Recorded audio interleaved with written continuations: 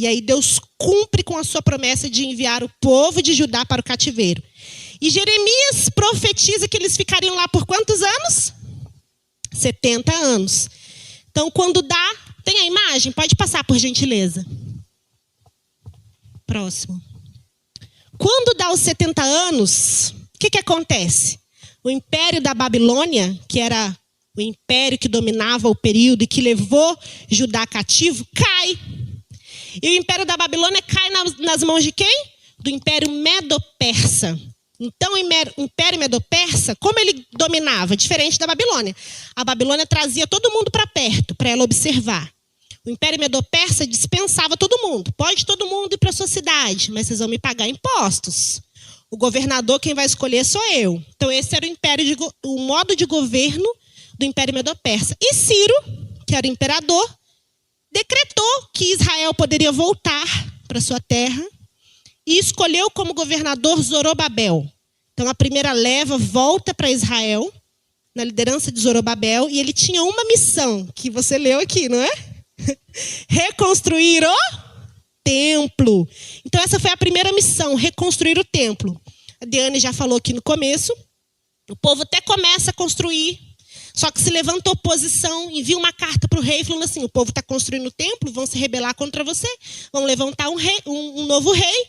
Então, lá da capital, que era Suzã, o imperador faz uma nova carta, embarga a obra, só que aí o tempo vai passando, né, Diane? Como ela falou, e o povo não retoma a construção do templo. O Senhor levanta o profeta Ageu profetiza. Vocês lembram de Ageu capítulo 2, que é muito famoso? A glória da segunda casa. Pois é, Ageu está falando literalmente de uma construção, de um templo, que era o segundo templo, porque o primeiro foi destruído quando a Babilônia invadiu. Então, Zorobabel volta com a primeira leva, né? Volta um montão de gente. Eles começam a construir, embarga. Daí, 16 anos, eles retomam com a profecia de Ageu, termina a construção do templo. Amém, glória a Deus. Até que o tempo continua passando, e aí volta a segunda leva, que foi com a liderança de Esdras, ou Esdras, né? Eu falo mais Esdras. Então, Esdras volta com a segunda leva, e ele tem uma missão agora. Qual é? Restaurar o estudo da lei. Porque vocês imaginam, eles ficaram muitos anos fora. Os 70, mas aí não voltou todo mundo com 70 anos. Ficou ainda com Esdras. Demorou mais de 80, 70, 80, 90, 100, 110, 120. Demorou mais de 40 anos para Esdras voltar. Então, ou seja, já tinha passado praticamente 2 gerações. Nem hebraico eles falavam mais. Claro que eles falavam como uma segunda língua, mas a primeira língua era aramaico. Então, eles voltaram com uma outra língua. Eles voltaram com costumes babilônicos, medo-persas, e eles precisavam voltar-se à palavra. Então, Esdras vem com essa missão: restaurar a lei, o estudo da lei. Depois de alguns anos, depois de 13 anos que Esdras já está lá fazendo isso, gente, o que acontece? Uma pessoa vai visitar o irmão dele lá na casa do rei. Essa pessoa que ele foi visitar era copeiro do rei. Então, era um cargo muito importante. Então, o nome dele é Anani. Ele vai visitar o irmão dele, que se chama Neemias. E nessa visita, aí o Neemias fala: e aí, como é que está o povo lá? E aí ele fala: está horrível. Já se passaram aí, gente, mais de 120 anos. Mais de 120 anos desde que eles foram para o cativeiro. Está horrível. Está tudo destruído ainda, acredita? Está tudo destruído. Só está o templo de pé lá. Mas as casas estão destruídas, os prédios estão destruídos, as muralhas estão destruídas. E aí, quando ele fala isso, a Bíblia diz que o coração de Neemias pesa. E ele fica quanto tempo, gente? 4 meses orando, jejuando e buscando a Deus o que ele deveria fazer. A gente lê, parece que foi tudo no mesmo dia, né? Mas não, foi 4 meses. E então, depois deste tempo, o Senhor prepara para ele um tempo oportuno. Ele conversa com o rei de forma estratégica. Tudo ali foi estratégico. E ele apresenta para o rei o projeto, o rei aprova. E então, Neemias volta para Jerusalém com a terceira leva e a última leva. Então, a última leva volta do cativeiro para Jerusalém com uma missão. Qual era a missão? Reconstruir as muralhas de Jerusalém. E aí, tem muita história que dá para falar sobre o que aconteceu nesse período do cativeiro. Só uma curiosidade aqui, ó. Só uma curiosidade para vocês ficar com vontade de ler a Bíblia. Quem ainda não leu e quem leu, continua lendo. Esse rei, o rei de Neemias, sabe quem era o pai dele? O Assuero. Vocês lembram da história de Esther? Lembra que o Assuero casou com a Esther? Então, o Assuero era o pai desse rei. Então, olha que interessante, só para você ficar com vontade de ler. Então, pode passar, por favor.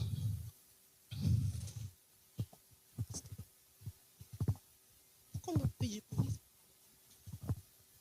Olha lá. O Neemias tinha a missão de reconstruir as muralhas de Jerusalém. Então, como que era, gente, essas muralhas? A gente fala, construiu um muro. Ah, tem água do Mateus aqui. É do meu marido, tá, gente? Ficou bebendo. Olha lá. Como que era esse tal muro? Gente, não era igual hoje. Não era. Era diferente. Então, eram pedras enormes, blocos de pedras que eram empilhadas, né? Eram usadas para construir essa muralha. Sabe qual era a largura dessa muralha?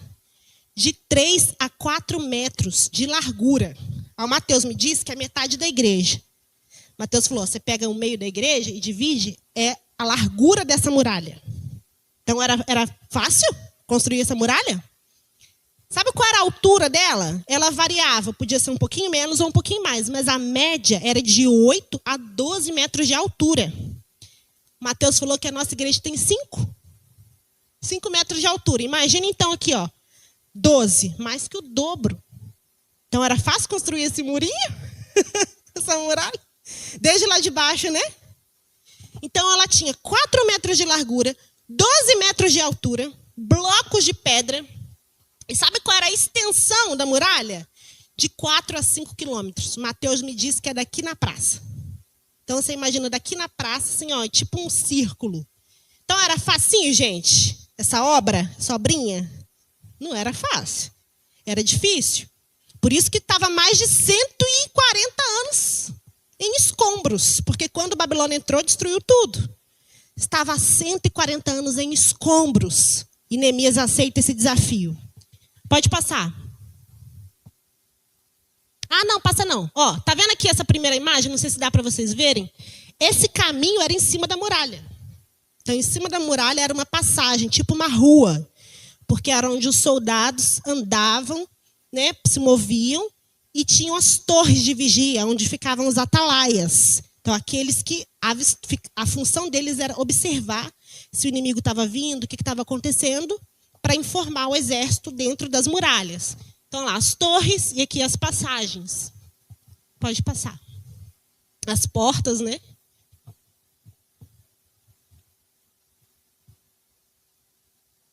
Olha só, essa aqui é a imagem de uma simulação, né? Baseada em... Como é o nome daquela ciência que estuda, que sobra?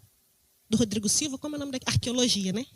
Então, baseada em arqueologia e em como Jerusalém é hoje, essa aqui é uma simulação de como era a Jerusalém depois que Neemias fez os muros. Então, depois dos muros prontos, foi assim que ficou Jerusalém.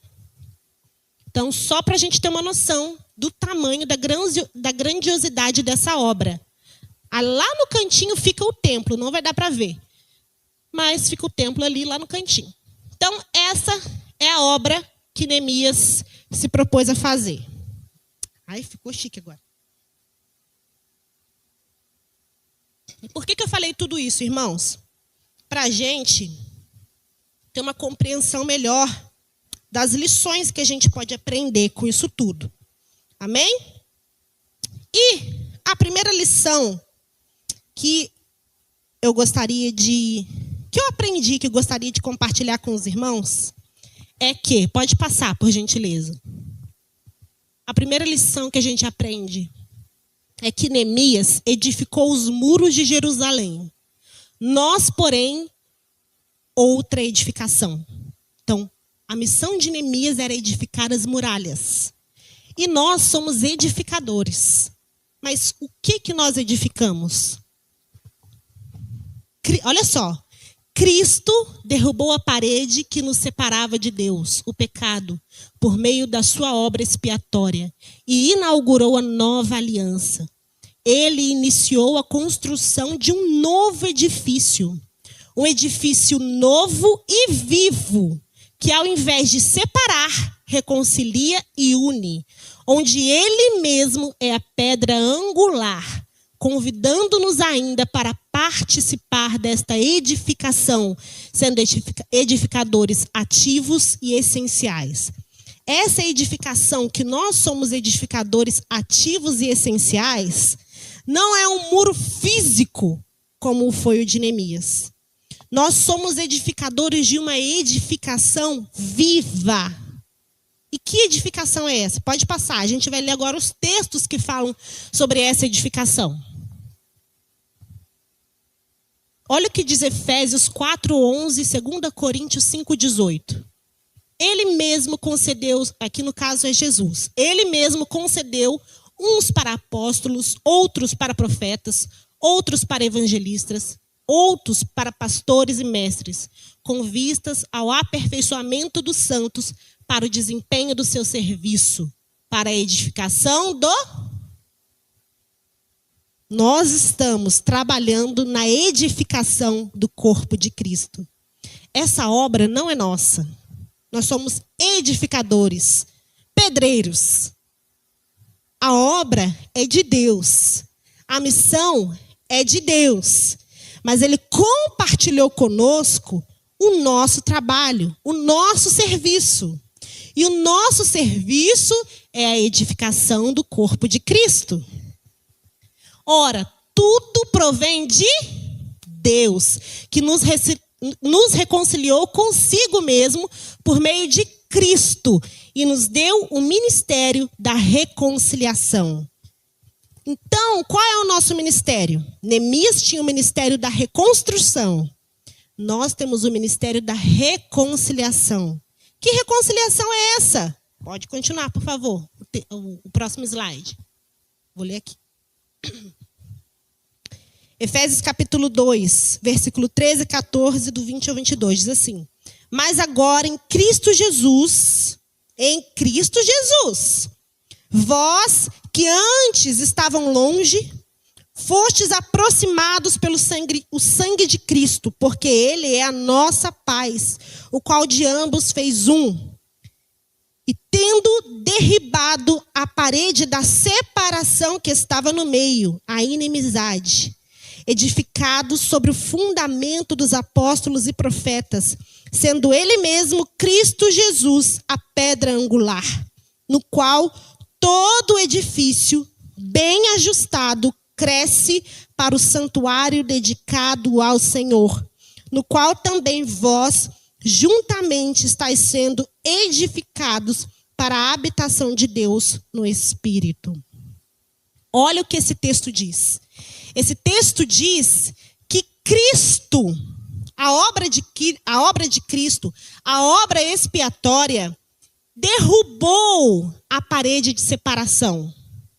Que parede de separação é essa? O texto está falando especificamente de judeus e gentios, porque os gentios não tinham acesso à bênção que os judeus tinham, que era a lei de Deus, a comunhão com Deus, a aliança, os sacrifícios, a lei, todas aquelas coisas.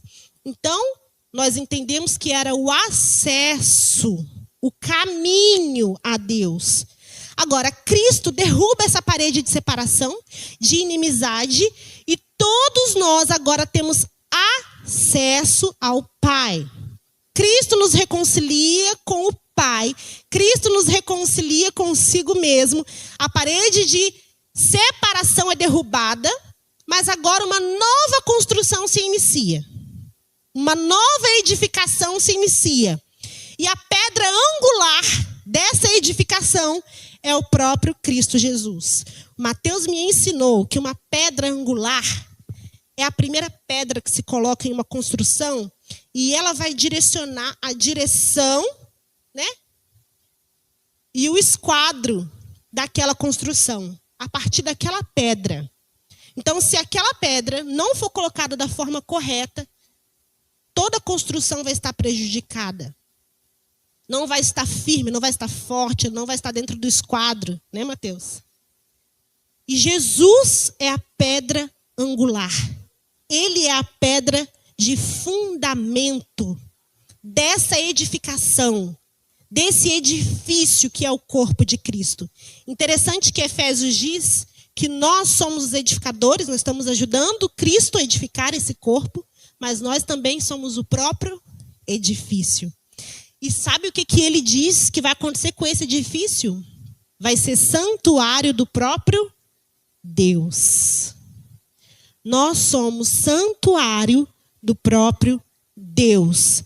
A unidade dos filhos de Deus, a igreja, o corpo de Cristo, é o santuário do próprio Deus. Enquanto Zorobabel, Ageu, Neemias, Esdras trabalharam para a edificação de um segundo templo, nós somos o próprio santuário de Deus.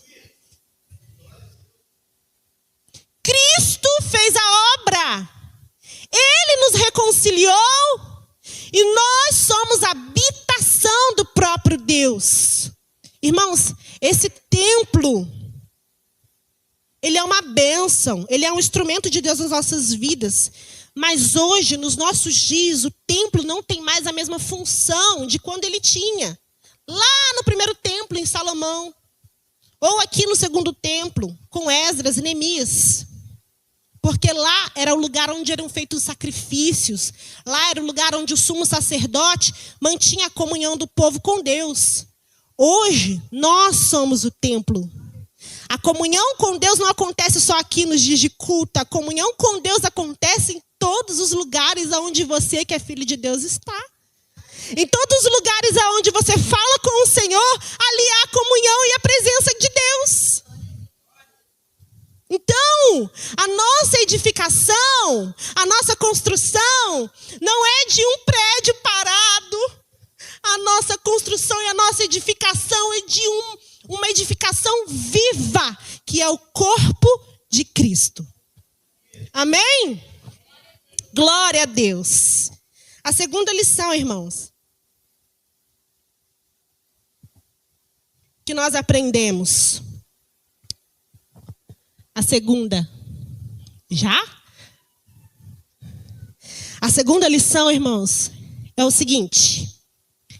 Neemias, ao entender sua parte na missão, se volta a Deus e se reconcilia com arrependimento, com confissão de pecados, com oração e com jejum. Quando ele ouve as notícias de Anani, a palavra diz que ele fica 4 meses contristado. O que é isso? Em reflexão, em oração, em jejum, procurando de Deus uma resposta. E aí, ele registra a oração que ele fez. Olha isso aqui, Neemias capítulo 1, versículo 6. Neemias fala assim, para Deus. Estejam, pois, atentos os teus ouvidos e os teus olhos abertos. Ele pede para Deus ouvir e para Deus ver. Para acudires à oração do teu servo, que hoje faço a tua presença de dia e de noite pelos filhos de Israel. Ele está registrando uma oração, mas ele fala que isso aqui era contínuo, de dia e de noite. Ele ficou 4 meses só falando isso aqui com Deus. Olha o que ele fala. Hoje faço a tua presença dia e noite pelos filhos de Israel, teus servos. E faço confissão pelos pecados do filho de Israel, os quais têm cometido contra ti? Os quais os filhos de Israel têm cometido? É isso que ele fala? Não. O qual temos cometido contra ti. Pois eu e a casa do meu pai temos pecado contra ti. Neemias era filho de Israel. Neemias era judeu. Neemias, por algum motivo, não sabemos qual, não retornou com Esdras. Ele estava lá no cativeiro. Ele era copeiro do rei. Nós não sabemos há quanto tempo ele era copeiro do rei. Mas ele entende que ele tem parte na ruína de Israel. Ele entende que ele tem parte no pecado de Israel. Ele entende que a vergonha, o opróbio, a Bíblia fala muito essa palavra, opróbio, que significa vergonha. Ele entende que a vergonha de Israel é consequência do próprio pecado de Israel. E ele entende que para Deus agir em socorro de Israel, é necessário uma postura dos filhos de Israel. Porque o cativeiro, irmãos, não foi à toa. O cativeiro foi para correção. Para correção. E Neemias entende que é necessário uma postura de arrependimento. E ele se coloca como intercessor dos filhos de Israel. E ele diz, os filhos de Israel têm pecado contra o Senhor. Eu e a minha casa temos pecado contra o Senhor.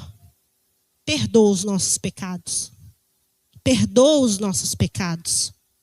E aí, irmãos, a lição que eu aprendo com esse texto, a lição que nós podemos aprender com esse texto, é que para participar da edificação do corpo de Cristo, é necessário estar ligado à pedra fundamental.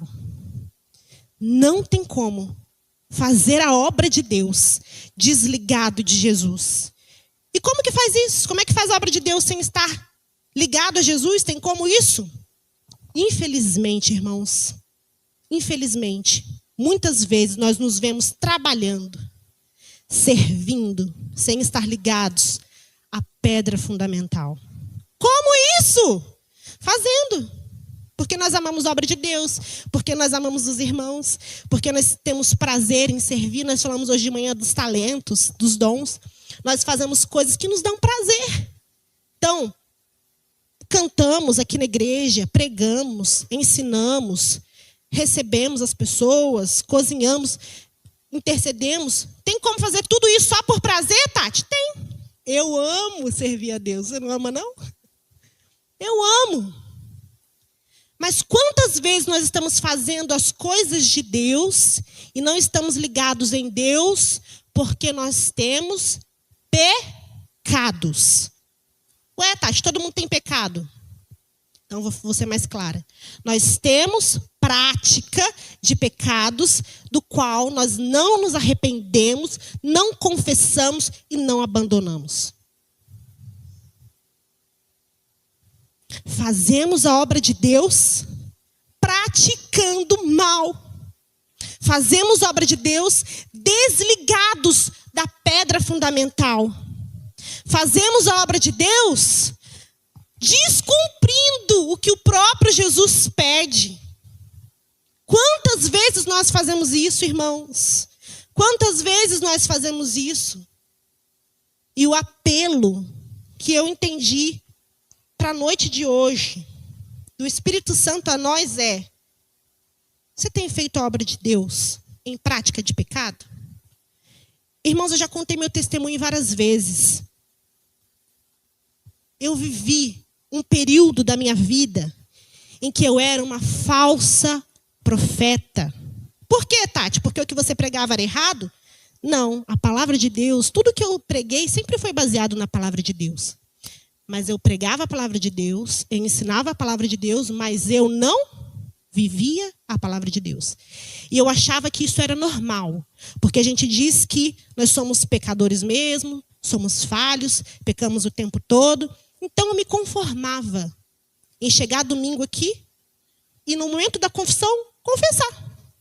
Senhor, mais uma vez, eu venho aqui, Senhor, no culto, mas eu quero te pedir, me purifica do meu pecado, me lava do meu pecado. Mais uma vez, Senhor, cometi, eu falava bem assim, meu pecado de estimação, fiz de novo, mas o Senhor é misericordioso, o teu sangue me lava, o teu sangue me purifica.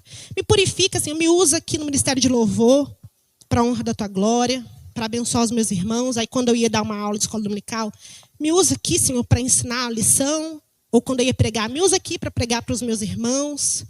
Mas lá dentro de casa, eu não era auxiliadora idônea. Lá dentro de casa, eu era a mulher rixosa de Provérbios. Lá dentro de casa, eu fazia o inferno na vida do meu marido. Como, Tati? Vocês brigavam? Não, nós nunca brigamos. Não vou entrar em detalhes. Mas eu não tinha um casamento firmado na palavra de Deus. Lá no meu serviço, eu pecava. Tá gravando aí? Não, né? Só para não ser processada. Eu quero confessar o pecado, não quero ir para cadeia. Então, trabalhava em empresas que eu tinha que falsificar a assinatura. E eu falsificava. E aí, no domingo, eu estava aqui segurando o microfone, ministrando na vida de vocês. Vocês acham que eu tenho orgulho de falar isso? Não tenho, gente. Só que na minha mentalidade, eu simplesmente podia chegar aqui no domingo e confessar. Eu não entendia que a confissão deveria, biblicamente, partir de um arrependimento profundo e de um abandono. Depois de muitos anos eu fui entender isso. E de forma mais ampla, lá no seminário. Poucos anos atrás. Ah, Tati, então hoje você não peca? Eu peco, irmãos. Mas hoje eu não tenho a prática. Se eu identifico que eu estou repetindo um pecado, minha luz já acende. Eu já começo a buscar em Deus estratégias, em jejum. Eu não quero ficar repetindo o mesmo pecado toda hora, todo dia. E considerar aquilo como normal. Só botar o meu joelho no chão e falar, me perdoa, Senhor. Sendo que o meu coração não está arrependido e eu não estou com postura de abandonar aquilo. E o que eu entendi para trazer hoje é isso. Será que nós temos tratado o momento de confissão como uma desculpa para pecar de novo na próxima semana? Ou para não abandonar um pecado que nós estamos carregando? Como é que está o seu relacionamento com os outros? Será que existe alguém que é necessário que haja um lavar regenerador aí, no meio dessa relação? Tem mágoa, tem feridas, tem ódio.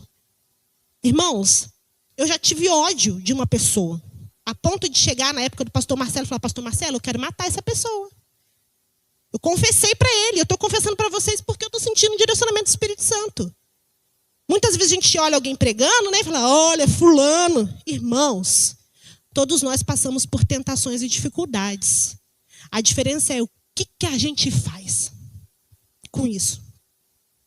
Por vergonha a gente simplesmente guarda, não procura um pastor, não procura um discipulador para confessar, para ser auxiliado, ou simplesmente bota para baixo do tapete, segue a vida e vai todo domingo pedindo perdão? Sem haver um verdadeiro arrependimento genuíno e um abandono dessa prática? Neemias se arrependeu pelo povo e por ele.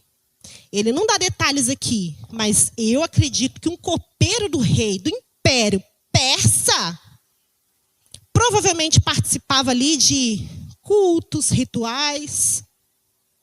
Ele era copeiro, ele tinha que tomar vinho antes do rei, comer antes do rei. Será que ele não comia ali uma comida sacrificada a ídolos? Será que ele não participava ali de momentos de orgias?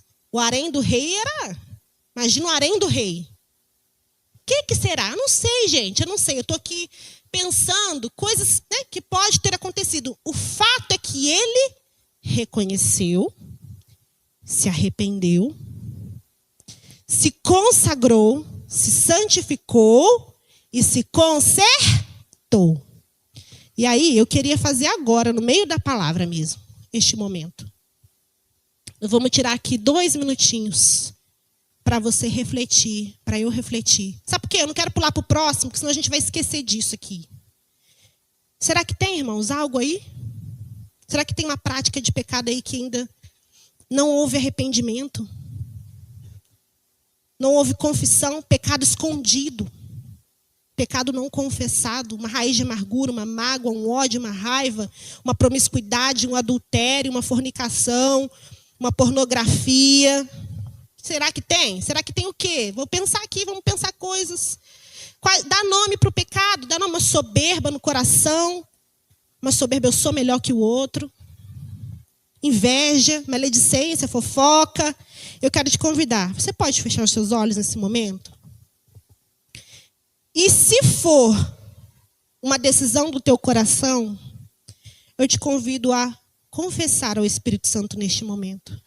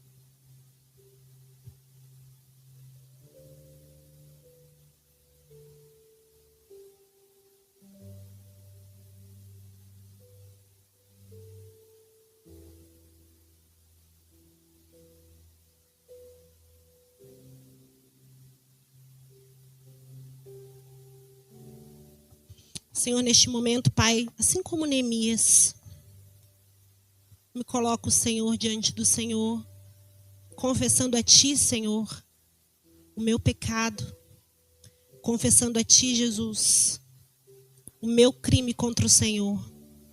Quantas vezes, Senhor, eu ajo com práticas pecaminosas, considerando-as normais ou banais, ou é assim mesmo, eu sou fraca, sou pecadora. Senhor, tem misericórdia de mim.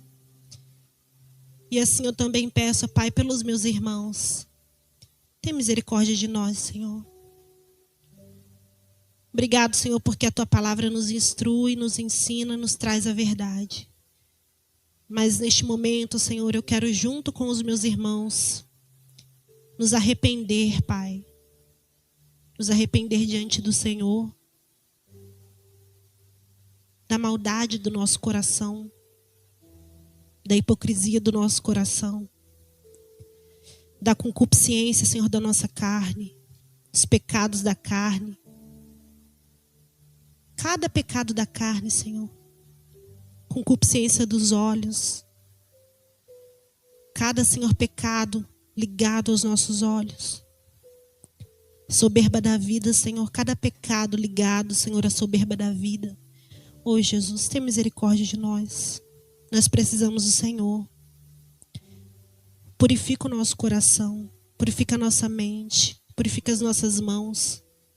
Nos ensina, Senhor, a Tua vontade. Nos guia na Tua vontade. Nos lava com o Teu sangue carmesim. Nos lava com o Teu sangue carmesim. Nos lava com o Teu sangue carmesim. Nos purifica.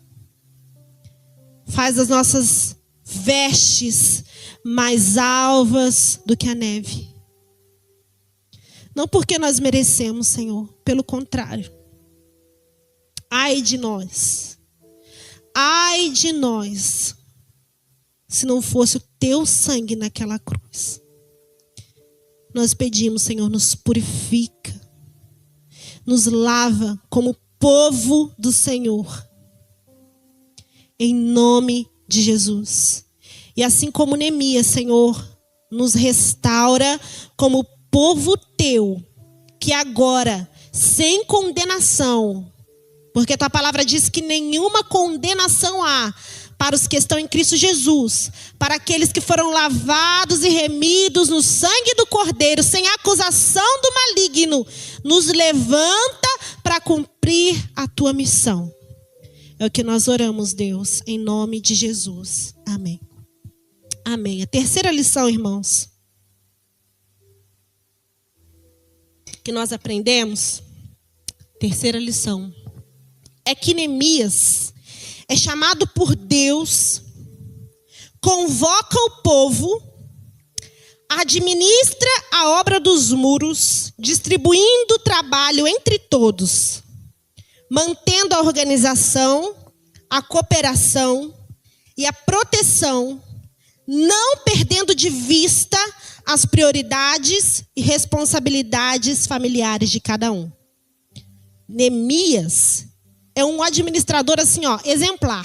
Desde o momento que ele recebeu a notícia de Anani até o fim do seu livro, ele mostra assim, ó,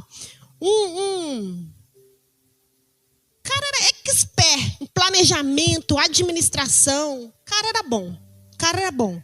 Olha só o que o livro fala que ele faz em questões de planejamento, organização. Fala que ele ora e planeja por 4 meses antes de falar com o rei. Quando ele conversa com o rei, essa conversa é de forma estratégica, organizada, clara e objetiva.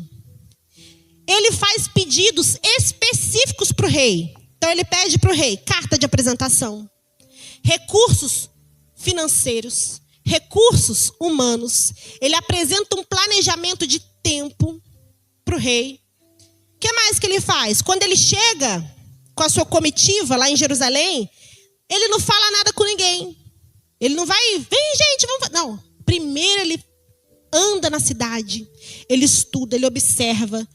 3 dias só observando e estudando. Depois que ele tem todo o levantamento necessário, aí ele chama, distribui as tarefas, organiza o trabalho.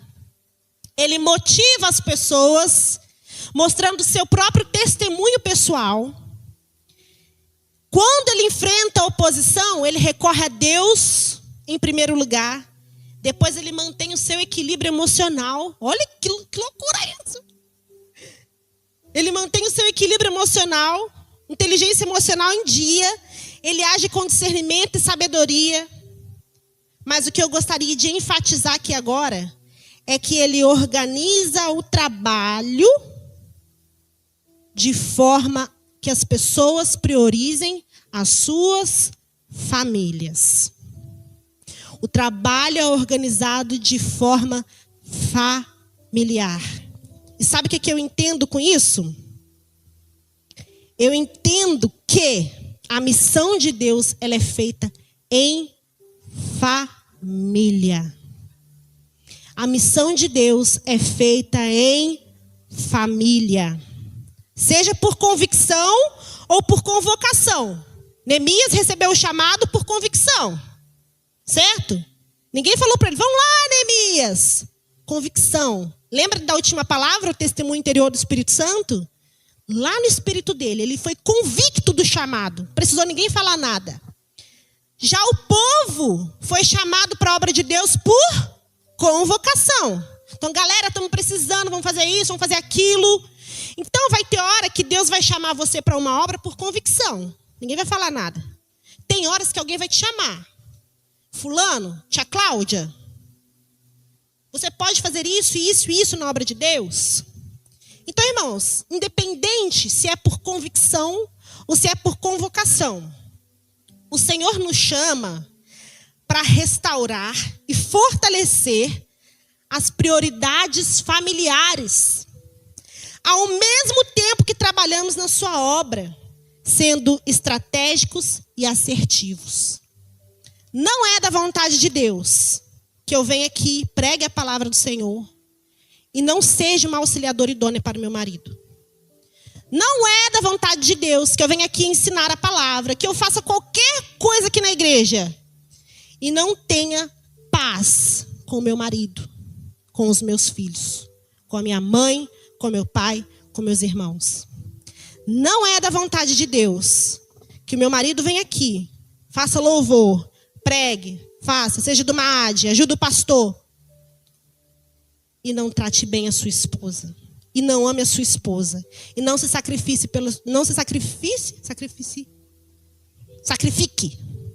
Se sacrifique pela sua esposa. Ih, falei errado de novo.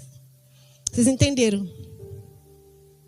Não é da vontade de Deus que eu venha e faça a obra de Deus, mas que eu não honre a minha mãe. Não é da vontade de Deus que eu venha fazer a obra de Deus, mas que eu não seja exemplo para minha irmã e para o meu irmão. Neemias chama todo mundo. Vem, gente, vamos trabalhar. Mas cada um faz na frente da sua casa. Cadê a sua casa? Está aqui? Então você vai construir aqui, ó, aqui na frente da sua casa. Vocês entendem? O Senhor está nos chamando, seja por convicção, por convocação. Faça a obra de Deus. Faça a obra de Deus. Mas não negligencie a sua família. Não negligencie. Com o mesmo ânimo que você faz a obra de Deus, cuide da sua família. Com o mesmo desejo, amor, vontade que você faz para a obra de Deus, faça para a sua família. Se você está se reconciliando com Deus, se reconcilie com a sua família. Deus não quer que você esteja com a tua casa destruída para construir o muro de Jerusalém. Você vai construir o muro de Jerusalém na frente da sua casa. A Lúdia aqui está bem na frente mesmo. Na frente. É um olho na obra e um olho em casa. É um olho na obra e um olho em casa. Em nome de Jesus. Malaquias 4:6. O último profeta antes de João Batista. Ele profetiza um avivamento dos últimos tempos. Ou seja, no período que Jesus viria, enviaria o teu Espírito. E sabe o que ele profetiza? Ele fala assim, nos últimos dias, no avivamento dos últimos dias, ou seja, nós estamos neste avivamento, ele fala assim, ele converterá o coração dos pais aos filhos e dos filhos aos pais. É um avivamento familiar. É um avivamento familiar. Amém? A quarta lição e última. É a última? É. Neemias e o povo enfrentam oposição para que a obra não seja concluída. Mas as adversidades não distraem Neemias do seu alvo. Irmãos, você vai lendo um capítulo após o outro. Eles estavam cercados de todos os lados. Tinha inimigo ao norte, tinha inimigo ao leste, tinha inimigo ao sul. Era Sambalate de um lado, Tobias do outro, Gesem do outro. E a gente pensa que é uma pessoa só? Eram os governadores das províncias. Então, um era governador da Samaria, outro era governador de Amon, outro era governador de outro estado lá, de outra nação. Eles eram governadores. Os países ao redor de Israel estavam perseguindo Israel. Eram inimigos de todos os lados, para que a obra não fosse concluída. E eles estavam sobre várias oposições. Gente, era oposição de todas as formas. Pode passar. Deixa eu ver se eu coloquei ali. Se eu não coloquei, eu vou ler aqui. Não coloquei. Era oposição de várias formas. Eles riram e zombaram de Neemias e dos trabalhadores. Esse muro aí, fraco. Povo fraco, muro fraco. Vai passar uma raposa e vai destruir. Eles zombaram. Outra coisa, eles mentiram, levantaram difamação, escreveram uma carta aberta que por onde passava era lida, falando assim, que eles mandaram para o rei. Falou assim, rei, eles estão de complô. Neemias está construindo, Neemias fala que está ajudando Jerusalém, mas ele quer se tornar rei. Manda parar, manda embargar.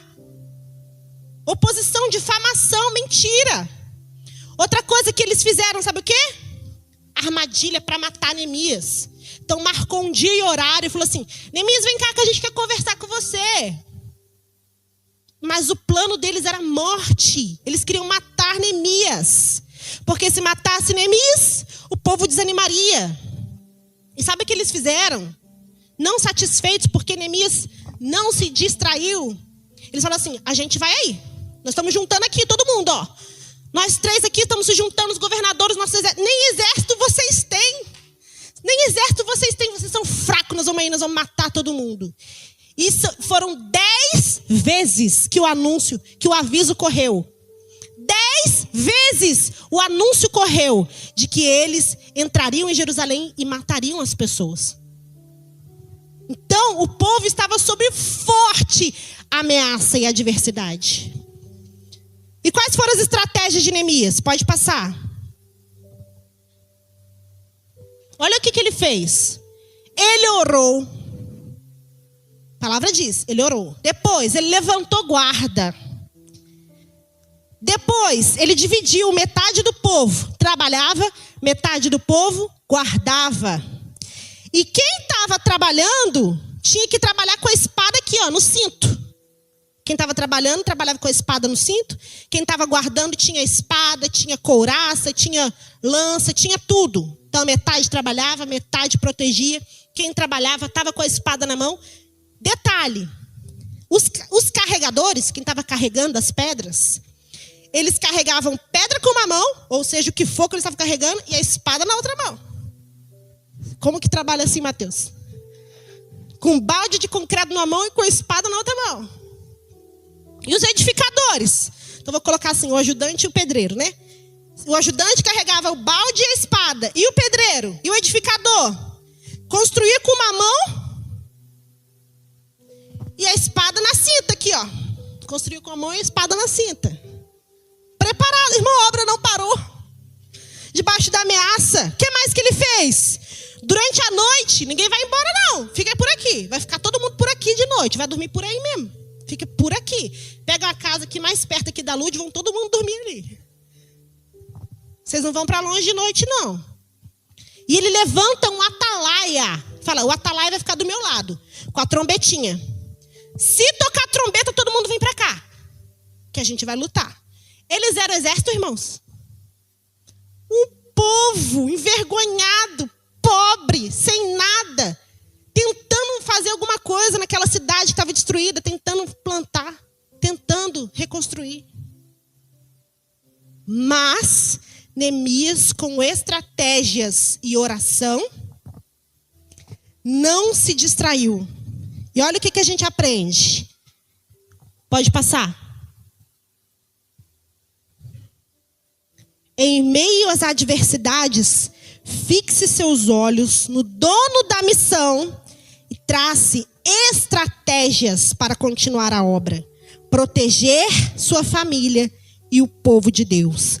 Não se distraia. No meio do caminho vai aparecer oposição. Seja rindo da gente, zombando. Seja difamando. Olha, eles estão de trama aí. Eles querem fazer não sei o quê. Tão de amizade, mas na verdade não é amizade nada. De difamação, mentira. Carta aberta. Hoje em dia seria no Instagram. Que eles falam, ó, fulano e ciclano estão fazendo tal coisa. Mentira, tá todo mundo trabalhando lá, gente. Difamação, mentira. O que mais? Armadilhas. Então vão montar sim armadilhas para destruir o líder do povo de Deus, para destruir a liderança. Se você é liderança nessa igreja, abre teu olho. Abre teu olho. Vão ter armadilhas para destruir teu casamento. Vai ter armadilhas para destruir a sua amizade com tua mãe, com teu pai, com teu irmão, com teu parceiro de oração, com teu parceiro de ministério, com o líder do teu ministério, com o teu colega de trabalho. Vai ter armadilhas. Abre teu olho. Vai ter ameaça de morte, de guerra. E o que a gente vai fazer? A gente vai revidar? A gente vai fazer igual Neemias. A gente não vai parar de trabalhar. A gente vai continuar trabalhando. A gente vai continuar com o foco na missão que o Senhor nos deu. A gente vai continuar ligado com o Espírito de Deus em oração. E a gente vai traçar estratégias para proteger a nossa casa e o povo de Deus. E eu quero falar algo aqui, irmãos. Não pense. Você pode achar que não tem a ver com a palavra, mas tem. Não demonize e não pense que não é para os filhos de Deus tratamento médico e principalmente psicológico e psiquiátrico. Existem coisas que a escola dominical vai te ajudar. Existem coisas que o pastor no aconselhamento vai te ajudar. Mas existem algumas coisas que é o médico que vai te ajudar. Existem algumas coisas que é o psicólogo que vai te ajudar. Então, se for necessário usar essa estratégia, que assim seja em nome de Jesus. Mas trace estratégias para proteger a sua casa e a família de Deus. Amém? Não vamos nos distrair. Não vamos nos distrair. Vamos nos levantar para continuar a edificação dessa obra. Em nome de Jesus. Então, só para relembrar, concluir. A primeira lição que nós aprendemos é que Neemias edificou os muros de Jerusalém, mas nós, por meio de Cristo, somos edificados por Jesus e trabalhamos na edificação do corpo de Cristo. A segunda lição que nós aprendemos é que para participar da edificação do corpo de Cristo, é necessário estarmos ligados à pedra fundamental, o tempo todo, buscando ao Espírito Santo, examinando a nós mesmos, orando, jejuando, nos arrependendo dos nossos pecados, confessando e nos convertendo ao Senhor. Terceira lição que nós aprendemos, que seja por convicção ou por convocação, o Senhor nos chama para restaurar e fortalecer as prioridades da nossa família, ao mesmo tempo que nós trabalhamos na sua obra. E a última lição que nós aprendemos é que em meio às adversidades, nós precisamos fixar os nossos olhos no dono da missão, traçando estratégias para continuar a obra de Deus e proteger a família e o povo de Deus. Não podemos nos distrair. Amém, meu irmão? Quero convidar vocês a se colocar de pé. Nós vamos cantar essa canção. E eu quero convidar você, de fato, declarar essa verdade. Em nome de Jesus. Amém?